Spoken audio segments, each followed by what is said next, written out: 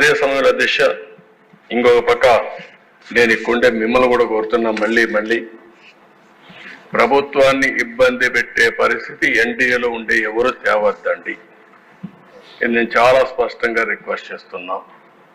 ప్రభుత్వం దృఢ సంకల్పంతో ఉన్నాం, లా అండ్ ఆర్డర్ మెయింటైన్ చేస్తాం. వారసత్వంగా కొన్ని సమస్యలు వచ్చాయి. ఏ సమస్య వచ్చినా ఆ సమస్యను పరిష్కారం చేసే శక్తి ఎన్డీఏకుంది.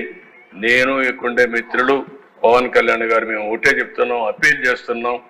మన సభ్యులు ఎవ్వరు కూడా లా అండ్ ఆర్డర్ మీ చేతులు తీసుకోవద్దండి.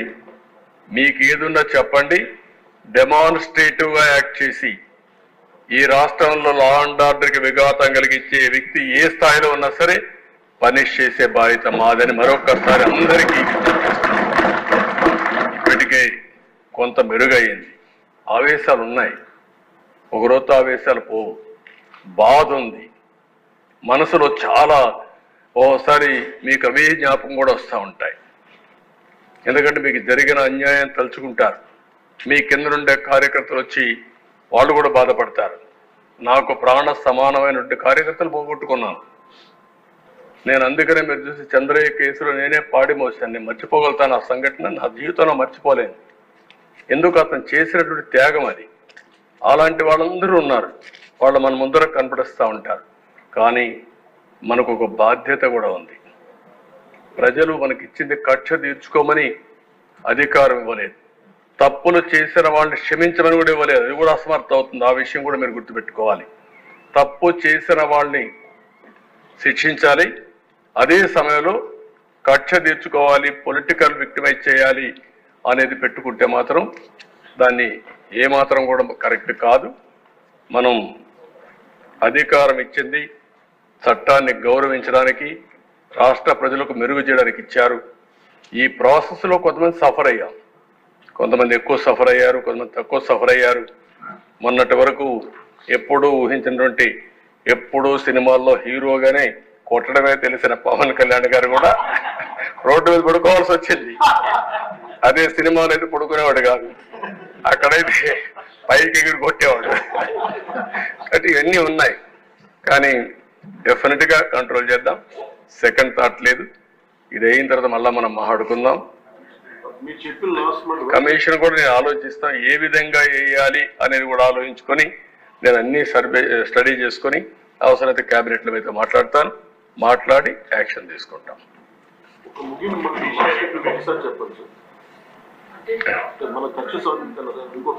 నేను ఒకసారి ఏంటమ్మా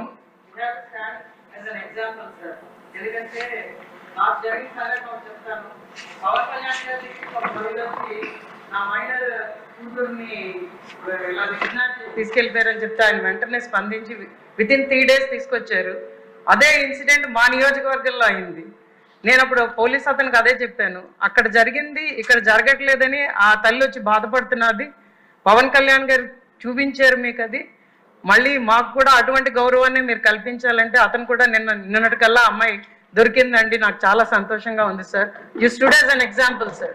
అందరూ కూడా అలాగే చేస్తే ఖచ్చితంగా లా అండ్ ఆర్డర్ బాగుపడుతుంది. ఎందుకంటే they plagued the system sir. System మొత్తాన్ని ఎలాగా వక్రీకరించి వాడుకోవచ్చు అన్నదానికి 2019-24 ఒక ఎగ్జాంపుల్ గా నిలిచింది. దాన్ని మనం మార్చాలంటే ప్రతి ఒక్కళ్ళు దాంట్లో భాగస్వాములు అవ్వాలని నేను అందరినీ కోరుకుంటున్నాను. మీరు చెప్పినట్టు, మాధవ్ గారు చెప్పినట్టు, నెల్లిమర్ల శాసనసభ్యురాలు చెప్పినట్టు కొన్ని సమస్యలు మనం పరిష్కారం చేస్తున్నాం. కొన్ని సమస్యలు మన చేతల్లో లేని సమస్యలు కూడా ఉన్నాయి. నేను పార్టీ ఆఫీస్లో ఉన్నా, ఒకరోజు ఒక అమ్మాయి వచ్చింది. ఒకసారి కళ్ళు నీళ్లు పెట్టుకుని ఎవరో మొదలుపెట్టింది. ఏంటమ్మా? ఒక 2 నిమిషాల తర్వాత అమాయించుకొని, సార్ నాకు జరిగిన అన్యాయం మర్చిపోలేకపోతున్నాను, మీరు ఏం చేస్తారో తెలియదు, ఆడబిడ్డలకు రక్షణ ఇచ్చే బాధ్యత మీరు తీసుకోండి. నేను ఒక విక్టిమ్ నేను చెప్పినప్పుడు ఆ అమ్మాయికి ఏం జరిగింది దానికంటే నేను అడగలేకపోయాను. కానీ అలాంటివి తిరిగి మనం కరెక్ట్ చేయలేం. కానీ దుర్మార్గులు సొసైటీలో లేకుండా చేసిన రోజున అలాంటి వారికి అందరికీ రక్షణ వస్తుంది. అదే నా ఆలోచన. నా జీవితంలో రెండో విషయం కూడా మీకు చెప్తాను. పాదయాత్ర చేసినప్పుడు అనకాపల్లికి వచ్చాను. రాత్రి 2 గంటలకు నడుస్తా ఉంటే అనకాపల్లిలో ఒక డీసెంట్ మహిళ ఒక అమ్మాయి వచ్చింది. ఆ అమ్మాయి వచ్చి అడిగింది ఒకటే మాట అడిగింది, సార్ మీరు ఏమి వద్దండి, మాకు రక్షణ ఇవ్వండి. అప్పుడే నిర్భయ కేసు జరిగింది ఢిల్లీలో నిర్భయ కేసు జరిగితే అనకాపల్లిలో ఉండే మహిళ వచ్చి 2 గంటల వరకు మేలుకొని, నేను మేలుకున్నాను సార్ మీకోసం, మీరు వస్తున్నారంటే మళ్ళా నాకు అవకాశం దొరకదు కాబట్టి చెప్పాలి సార్. ఈ దేశంలో మాలాంటి వాళ్ళు కొంచెం అందంగా ఉంటే ముసుగేసుకొని తిరిగే పరిస్థితికి వచ్చాం. అదే మరిగా బయట తిరగలేని పరిస్థితికి వస్తున్నాం. మాకు స్వేచ్ఛ లేదా, కనీసం మాకు రక్షణ ఇవ్వలేరని చెప్పి అడిగినప్పుడు నాకు చాలా బాధ వేసింది. ఇలాంటి సంఘటనలు చాలా ఉన్నాయి. అందుకని మనం మహిళల్లో కూడా చైతన్యం తీసుకురావాలి. అదే సమయంలో సమస్యల పైన కూడా మనందరం ఒక పద్ధతి ప్రకారం పనిచేస్తేనే సాధ్యం అవుతుంది. ఇప్పుడే మళ్ళీ ఒకసారి పవన్ కళ్యాణ్ గారు చెప్పినట్టు మీరు గుర్తుపెట్టుకోవాల్సింది, మనందరి మీద ఒక బాధ్యత ఉంది. ఒక విధంగా మనందరం మనుషులమే. నాకు జరిగిన అవమానం నన్ను వెంటాడుతూ ఉంటుంది. మీరందరూ గుర్తుపెట్టుకోవాలి, నా జీవితంలో మొట్టమొదటిసారిగా నా కళ్ళలో నీళ్లు పెట్టిన సందర్భం ఒక సందర్భం. అది హౌస్లో నాకు జరిగిన అన్యాయంతో నా జీవితాంతం జ్ఞాపకం ఉంటుంది. దేనికి భయపడలేదు. నన్ను చంపతారని తెలిసిన 24 క్లేమోర్ మైన్స్ నా మీద బ్లాస్ట్ చేసినప్పుడు నేను బాధ్యత ప్రవర్తించాను తప్ప ఆధార్యంతో నేను మాట్లాడలేదు. నా కళ్ళల్లో ఒక్క చుక్క కన్నీళ్లు రాలేదు. పవన్ కళ్యాణ్ గారు ఎంత విసిగిపోయాడో మీరు చూసుంటారు. ఫ్యామిలీ విషయాలు మాట్లాడుతూ ఉంటే ఒక బాధ్యత కలిగిన ముఖ్యమంత్రి. నేను కూడా మాట్లాడాను. ఇది చూసిన తర్వాత వాడికి బుద్ధి రావాలనే ఉద్దేశంతో అలాంటి వ్యక్తులకి ఒక మాట అన్నాను. పవన్ కళ్యాణ్ గారు చాలాసార్లు చెప్పారయ్యా, ఆయన ఏది చేసినా చట్టపరంగా మ్యారేజ్ చేసుకుని తప్పులేదు, ఆ విషయం గుర్తుపెట్టుకోవాలి మీరు అని చెప్తూ ఒక మాట ఉన్నా. నువ్వు కూడా ఇన్నిసార్లు కలవరిస్తున్నావు, పోయి కాపురం చేయాలని చేయబోయి అని చెప్పా.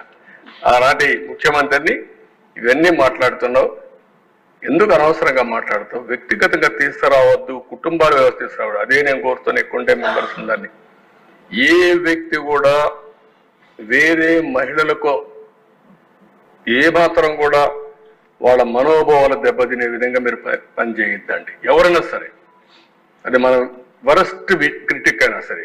సోషల్ మీడియాలో కూడా నేను అది కూడా చెప్తున్నా, ఈ రోజు నుంచి సోషల్ మీడియాలో చాలా స్ట్రిక్ట్ గా పెడతా. అవసరమైతే మొత్తం అనలైజ్ చేస్తా, సెపరేట్ విభాగం పెడతాం. ఎవడైనా సరే ఆడబిడ్డల పట్ల అసభ్యంగా వాళ్ళు దెబ్బతీసే విధంగా కానీ మాట్లాడితే, క్యారెక్టర్ అసాసినేషన్ చేస్తే అలాంటి వాళ్ళని వదిలిపెట్టను. పబ్లిక్ లో నిలబెట్టి ఏం చేయాలో చేసి చూపిస్తా డెమాన్స్ట్రేషన్. ఆ విషయంలో ఎక్కడా రాజీ లేదు. అయితే నేను మిమ్మల్ని కోరేది, ప్రజలు మనకు అధికారం ఇచ్చారు. అధికారం ఇచ్చింది ప్రతీకారాన్ని తీర్చుకోవడానికి కాదు. మళ్ళీ చెప్తున్నా, ఎమ్మెల్యేలు అవుతారని మనకు అనిపిస్తుంది. ఇన్ని రోజులు వాడు వేధించాడు, నా కార్యకర్తలు ఆనందంగా ఉంటారు, నేను కూడా వేధిస్తే నా కార్యకర్తలు తృప్తి పడతారనుకుంటారు. కానీ అది మాత్రం చేయొద్దండి. మనకు అధికారం ఇచ్చింది ప్రజలకు సేవ చేయడానికి, తప్పులు చేసిన వాడిని శిక్షించడానికి. శిక్షించే బాధ్యత ప్రభుత్వాన్ని, సేవ చేసే అవకాశం బాధ్యత మీదిగా తీసుకోవాల్సిందిగా మరొక్కసారి కోరుకుంటూ, ఎక్కడా దీన్ని ఉపేక్షించం. ఒకవేళ కానీ మన వాళ్ళు తప్పు చేసినా ఏమనుకోవద్దని మొన్నైతే పవన్ కళ్యాణ్ గారు చాలా స్పష్టంగా లేఎస్ఎల్ఎస్ పార్టీ మీటింగ్లు చెప్పారు. ఇక్కడ కూడా మొన్న కూడా చెప్పారు. నేను మనస్ఫూర్తిగా అభినందిస్తున్నా. ఆన్ రికార్డ్, ఒకవేళ అలాంటి తప్పు జరిగితే నేను చేసినా మొదట నా మీద యాక్షన్ తీసుకోమని చెప్పిన వ్యక్తి పవన్ కళ్యాణ్ గారు. అది ఆయన యొక్క సిన్సియారిటీ. కాబట్టి మన మీద ఈరోజు అపోజిషన్ లేదు కాబట్టి మనం ఏదో మాట్లాడుకుంటే ఎవరు రేజ్ చేయలేదు అనుకుంటున్నాం. కానీ మనం చేసే ప్రతి పని 5 కోట్ల మంది అనుక్షణం నిరీక్షణ చేస్తున్నారు, వాచ్ చేస్తున్నారు. నేనేం మాట్లాడుతున్నాను, మీరేం మాట్లాడుతున్నారు, నా బాడీ లాంగ్వేజ్ ఎట్టుంది, అన్ని కూడా ప్రజలు వాచ్ చేస్తారు, వాళ్ళే నిర్ణయిస్తారు.